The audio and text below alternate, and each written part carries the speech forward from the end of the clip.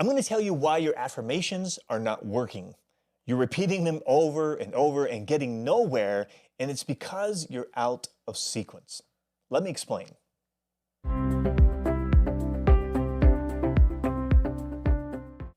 The order of creation, the process by which all desires are realized, works in an exact sequence.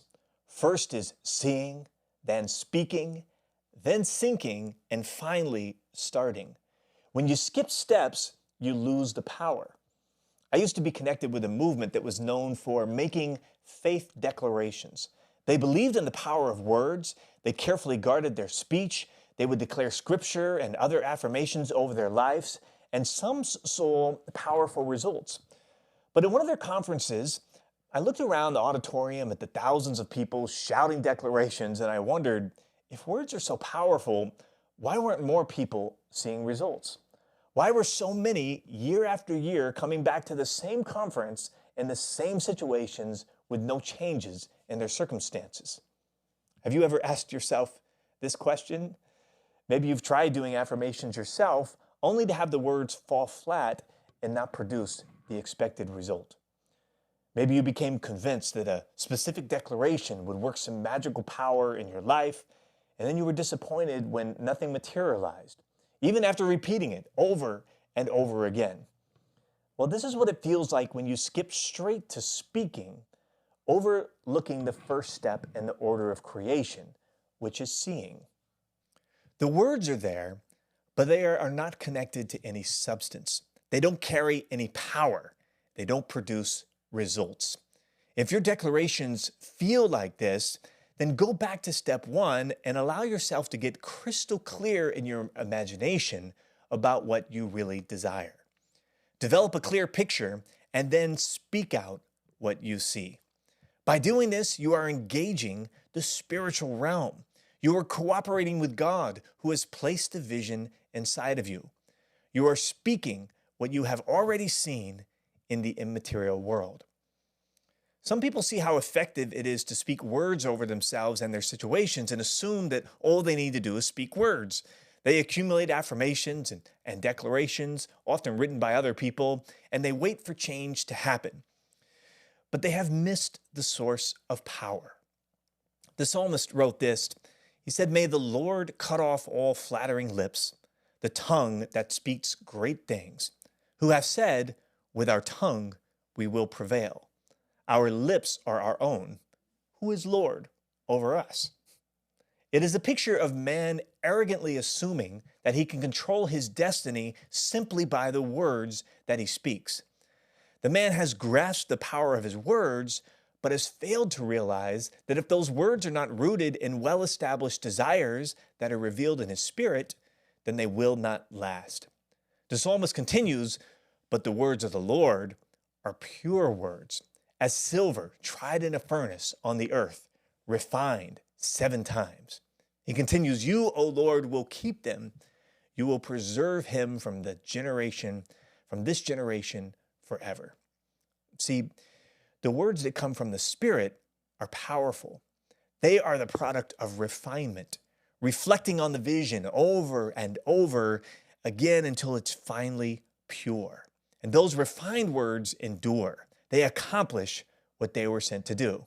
They last forever. Sequence is important.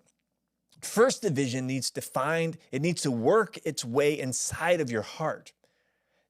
You need to see clearly the good things that God has placed there, and then you can bring those things into the material world by speaking what you see. Attempting to speak words without first having a clearly aligned vision is like expecting an apple tree to produce oranges. The apple tree can only produce after its own kind. It must become an orange tree if it wants to produce oranges. And no amount of speaking can change that. Listen carefully to these words of Jesus. He says, "The good person, out of the good treasure of his heart, brings forth what is good. And the evil person, out of the evil treasure, brings forth what is evil. For his mouth speaks from that which fills his heart." Now, 2 things jump out from these verses right away. One is that Jesus equates bringing forth with the mouth speaking. He makes it clear that it is by speaking it out with your mouth how you bring forth what is good or what is evil. Speaking is the process by which things are brought from the immaterial world into the material world. But the verse is equally clear on another point. Those things that are spoken into the material realm must exist in the immaterial realm first. This man's heart is already filled with good treasure, and that good treasure is brought forth as he speaks. He's unable to produce anything with his words that did not exist in his heart first. This is why so many words that are spoken fall flat and do not produce results. They are not anchored in a strong vision. The desire is unclear in the heart, and no amount of words can replace a vision that is not clearly developed. James said it this way, a man must ask in faith without any doubting. For the one who doubts is like the surf of the sea, driven and tossed by the wind, and that person ought not to expect that he would receive anything from the Lord, being double-minded and unstable in all of his ways. At first read, this sounds really harsh. Like, why is James being so hard on doubters, calling them unstable, double-minded, tossed around by the wind?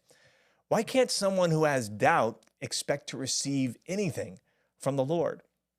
Well, upon further reflection, James is simply speaking logically. Why are you asking for something that you haven't seen yet? Why are you speaking for something that you haven't become convinced is what God really wants for you? You won't receive that way. Your words won't produce that way. You're still double-minded. You aren't settled on what it is that you really want.